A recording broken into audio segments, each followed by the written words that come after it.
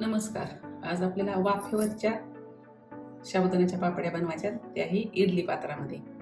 तर मी इथे एक छोटी वाटी साबुदाणा भिजत घालून घेतलेला आहे. हा जसा आपण दररोज खिचडीला जसा साबुदाणा भिजाय घालतो तसाच हा भिजवून घ्यायचा. तर यामध्ये आपल्याला थोडंसं मीठ टाकायचंय,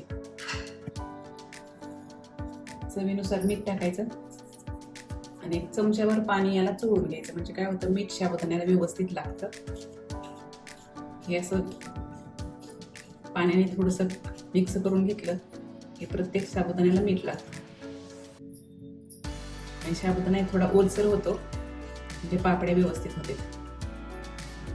आता हे मीठ आणि पाणी लावून झालेलं आहे साबुदाण्याला. आता आपल्याला इडली पात्रामध्ये हे भरून घ्यायचं.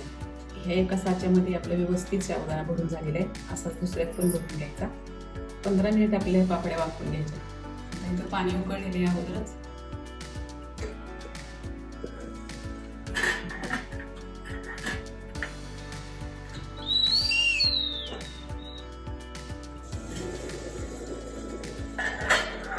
आता 15 मिनिट आपण या पापड्या वाफवलेल्या आहेत. गॅस बंद करायचा आणि हे आपल्याला बाहेर काढून घ्यायचं.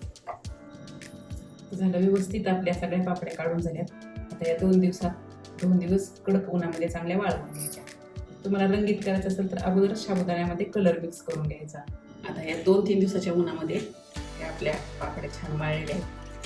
आता हे आपल्याला तेलामध्ये तळून पाहिजे. आता इकडे मी थोडंसं तूप टाकले आणि त्यामध्ये आपल्याला ह्या पापड्या तळून घ्यायच्या.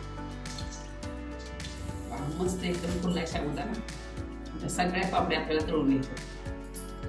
पहा, मस्त अशा एकदम फुलल्यात आपल्या पापड्या ह्या. तर एकदम सोपी पद्धत आहे ही इडली पात्रात साबुदाण्याच्या पापड्या करायची. तर नक्की अशा प्रकारे करून बघा. आवडल्यास लाईक करा, शेअर करा आणि चॅनलला सबस्क्राईब करा.